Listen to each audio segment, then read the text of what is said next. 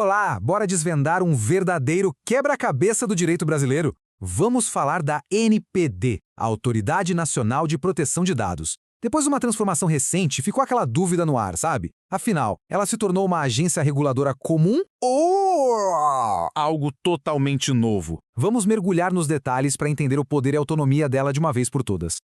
Mas antes da gente começar essa investigação, aquele pedido rápido de sempre. Se uma análise como esta faz sentido, já deixa o like e compartilha. Isso ajuda demais a gente a levar essa conversa para mais gente.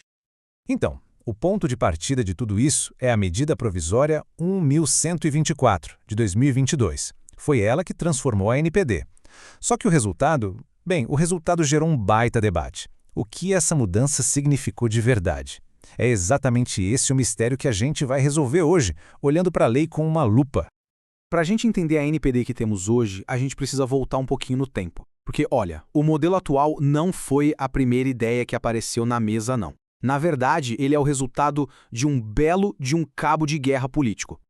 A jornada da NPD foi, digamos, bem turbulenta. No início, a ideia do Congresso era criar uma agência reguladora clássica, mas esse plano foi vetado pelo presidente. Para resolver o impasse, fizeram um acordo. A NPD ia nascer com um status transitório, basicamente empurrando a decisão final com a barriga e deixando uma porta aberta para o futuro.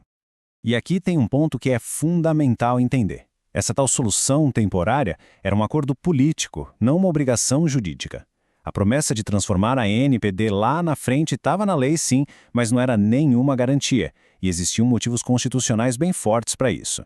Mas por que não era uma obrigação, então? Por algumas razões bem importantes da nossa Constituição. Primeiro, um Congresso não pode obrigar o próximo a fazer alguma coisa. E o mais crucial de tudo, a criação de órgãos públicos é uma iniciativa que só o presidente pode ter. Qualquer tentativa do Congresso de forçar a barra seria uma violação da separação dos poderes. Ou seja, aquela promessa era mais uma recomendação do que uma ordem de verdade.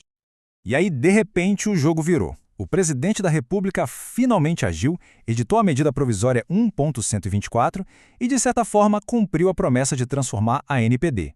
Só que ele fez do jeito dele, sabe? Escolheu um caminho que não era exatamente o que o Congresso tinha imaginado lá no comecinho. O modelo escolhido foi o de autarquia de natureza especial. Na prática, o que isso significa?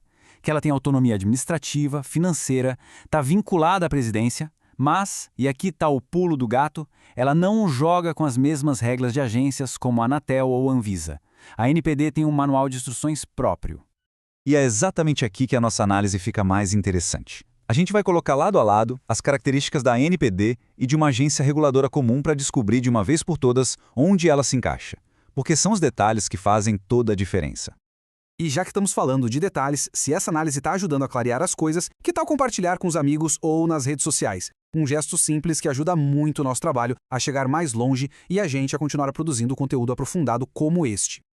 A prova final está aqui, nas regras de funcionamento. É só olhar. O mandato de um diretor na NPD, os critérios para nomeação, até a estrutura da ouvidoria, tudo é diferente. Cada um desses pontos mostra que a NPD foi desenhada de propósito para operar fora daquele molde padrão da lei das agências reguladoras. Ela foi feita para ser única. Com todas essas pistas em mãos, a gente está pronto para chegar a um veredito.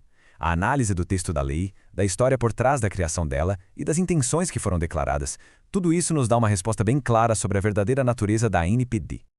E essa citação da fonte original é simplesmente brilhante.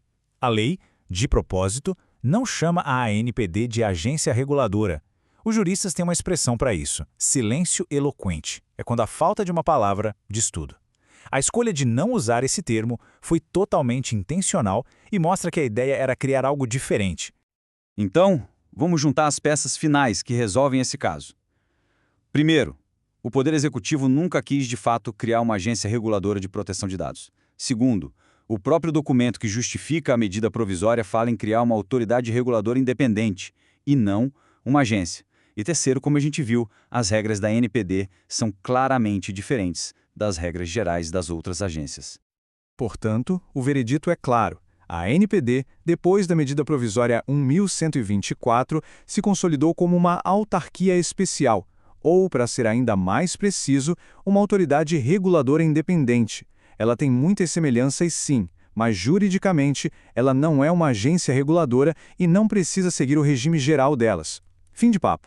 E isso tudo nos deixa com uma pergunta para o futuro, né? Agora que a identidade dela como autoridade independente está firmada, o que a gente pode esperar da NPD? Como essa autonomia vai aparecer na fiscalização e na proteção dos nossos dados daqui para frente? É uma questão para a gente ficar de olho, com certeza. E com isso, a gente encerra a nossa análise de hoje. Muito obrigado pela companhia até aqui. Se curtiu esse mergulho e quer mais conteúdo jurídico sem complicação, é só seguir o Direito Cast no Spotify, perfeito para ouvir em qualquer lugar. E claro, não esquece, se este material foi útil, deixar o like faz uma diferença enorme para que nosso trabalho possa chegar a mais pessoas.